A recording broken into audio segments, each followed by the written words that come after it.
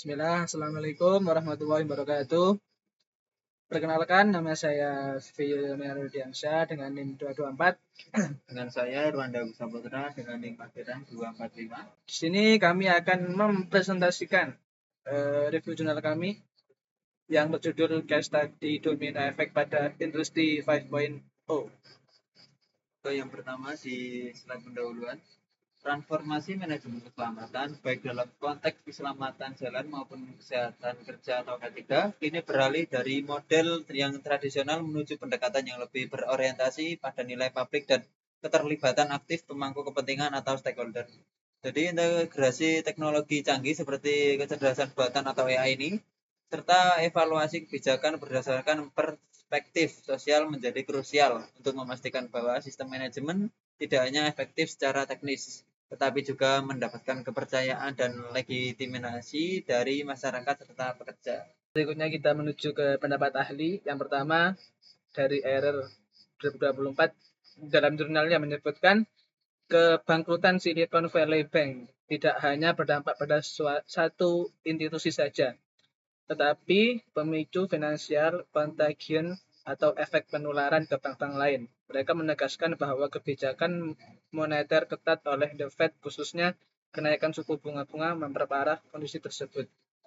Kemudian yang kedua, menurut Valente, jurnalnya menyebutkan domino efek dalam industri kimia akibat kebakaran dapat diminimalkan dengan penerapan safety barriers atau pengamanan yang dirancang secara optimal. Kemudian di penjelasan masalah ini menemukan ada 3 rumusan. Yang pertama, kurangnya kerangka kerja sistematis untuk mengukur nilai publik dari kebijakan keselamatan jalan di luar metrik finansial sederhana. Yang kedua, terdapat kesenjangan komunikasi dan kepercayaan antara pengembang teknologi AI dengan pengguna akhir atau pekerja yang menghambat efektivitas sistem K3 digital. Kemudian yang ketiga, bagaimana memastikan teknologi dan kebijakan keselamatan tetap etis, transparan, dan berorientasi pada manusia.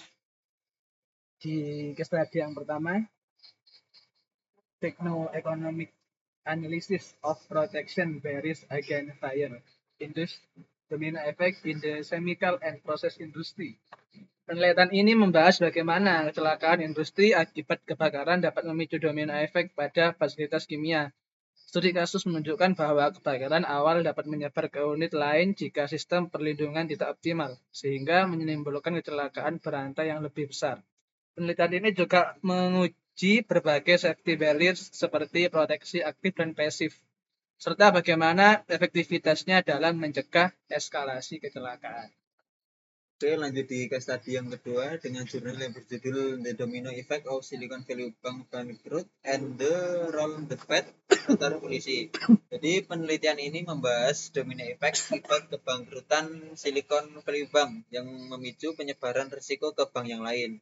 Kondisi ini juga diperparah oleh kebijakan suku bunga dari The Fed yang meningkatkan tekanan pada sistem keuangan. Jadi hasilnya kegagalan satu bank dapat berdampak luas kepada stabilitas keuangan yang global. Manfaat dan tujuan dari jurnal ini. Pertama, manfaat bagi publik atau pekerja, terciptanya kebijakan yang lebih adil, transparan, dan benar-benar melindungi keselamatan jiwa. Yang kedua, bagi organisasi, meningkatkan legitimasi kebijakan, meminimalkan risiko penolakan teknologi, dan mencapai target keselamatan yang lebih berkelanjutan.